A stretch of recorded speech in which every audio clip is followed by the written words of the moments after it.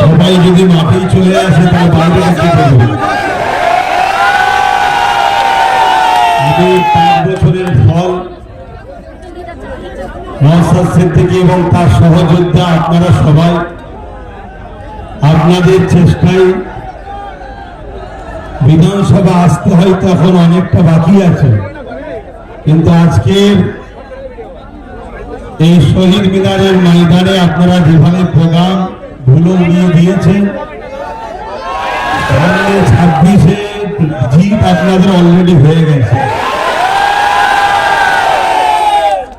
আপনাদের এতটুকুই বলবো, আমার স্বপ্ন কিন্তু ব্রিগেড ছিল যে 5 বছর পর কমসে কম ব্রিগেড চালু হয়, কিন্তু এই স্বপ্ন এখনো ভেঙে দিইনি। সেনাবাহিনী বন্ধুরা বলেছেন তিনাদের প্রোগ্রাম চলছে, নিশ্চয়ই মাইক বাঁধা আছে, দেখছেন 31শে মার্চ পর্যন্ত প্রোগ্রাম আছে। 31শে মার্চের পরে আবার চেষ্টা করব, কিন্তু মার্চের পরে প্রচন্ড রোদ হয়। এই রোদকে অপেক্ষা করে যদি ব্রিগেড করি আপনারা সারা দেবেন তো?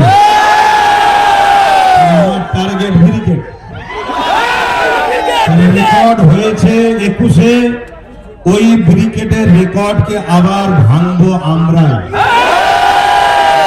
এই চেষ্টায় আজকে গতকাল থেকে বারবার আমাকে বলেছিল, আমি বলেছিলাম আমি অবশ্যই কলকাতাতেই থাকবো, আশপাশেই থাকবো, পুরো প্রোগ্রামটাকে নজরে রাখবো। আমি দেখতে চাই যে নওশাদ সহ তার সহযোদ্ধারা 5 বছরে কি করলো, তবে কি করেছে বাংলার প্রতিটা অলিতে গলিতে কান পাতলে বোঝা যায়। এই বাংলায় বর্তমান বিরোধী শক্তি যদি কেউ থাকে আজকের দিন পর্যন্ত, সেটা হলো আইএসএফ। হয়তো অন্য কাউকে বিরোধী শক্তি বানানো হয়, কেন রাজ্য সরকার বলেছিলেন তো বিজেপিকে ফোন নিয়ে লড়বো, তাই বিজেপিকে বিরোধী হিসাবে দেখানো হয়, কিন্তু হাকিকাতে বিরোধী বিজেপি নয়। তাই এই সরকারের পতনের পরে যে গভর্নমেন্টটা এই বাংলায় হবে, সেই গভর্নমেন্টটার নাম হলো আইএসএফ। যে শক্তিতে, যে মজবুতে দাঁড়িয়ে আছে, আমি এতটুকু বলতে পারি এই শক্তি, এই মজবুতে আর একটু যদি বিশ্বাসের সাথে ঐক্যবদ্ধ হয়ে আর একটুখানি যদি চাপ বাড়াতে পারেন, তাহলে আগামী দিন কিন্তু আপনাদের হাতেই বাংলা আসছে। আমি আপনাদের এই প্রোগ্রাম দেখেছি, সবই খুব ভালো লেগেছে। আপনারা এভাবে এগিয়ে যান, আমার সর্বদিক দিয়ে সহযোগিতা দোয়া আপনাদের সাথে ছিল, আছে, থাকবে। আমরা ভারতীয়, ভিক্ষা নয়, আমরা ভারতীয়, সংবিধান ছাড়া কোন দাদা দিদির কথা মানি না। সংবিধানের কথা যে দাদা দিদি বলবে, সেই দাদা দিদিকে মাথায় নিয়ে ঘুরবো, আর যে দাদা দিদি সংবিধানকে তাকে রেখে নিজেদের কথা শোনাতে চাইবে, সেই দাদা দিদিকে সংবিধানের ডায়েরিতে এনে জেলের কারাগারে আমরা যুব সমাজে এই অঙ্গীকার নিয়ে আজকে আপনারা তো চলে গেছেন, রাস্তায় সব দেখছি চতুর্দিকে। কেন আমি যদি আরেকটু আগে ঢুকতাম তাহলে তো আরো সমস্যা হয়ে যেত না।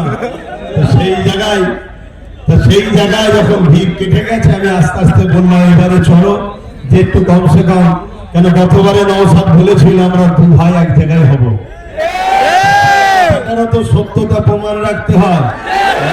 জালিমরা কোনো খুঁজে পাবে না, কোনো ফল না পেয়ে বললো কই তার ভাই এলো না তো, মানে কিছু যখন উপায় থাকে এটা বলবে। এতটুকু জেনে রেখে দিও, নওশাদের জন্য তার বড় ভাই জান আছে। আমার আরো অনেক কাজ আছে, সেদিকটা দেখতে হয়, এদিকটা নওশাদ দেখছে তোমাদের সবাইকে নিয়ে, এবং তোমাদের সাথে নওশাদের সাথে আমি আছি, অবশ্যই কাছে আমি বিশ্বাস করি। তাই এই বিশ্বাসেই তো আজকে এত দূরে চলে আসলাম। যাক, সকলে কথা শোনো, আমি এইটুকু বলেই সংক্ষেপ করলাম। আমার শেষ আবার একটা কথা, আমরা ভারতীয়, সাদা চামড়া ব্রিটিশকে তাড়িয়েছি, এই ব্রিটিশদের দালাল কালো চামড়া গুলোকেও আমাদের তাড়াতে হবে। কথা শেষ করছি। সুস্থ থাকেন, ভালো থাকেন। ভারতবর্ষ জিন্দাবাদ, ভারতবর্ষের সংবিধান জিন্দাবাদ।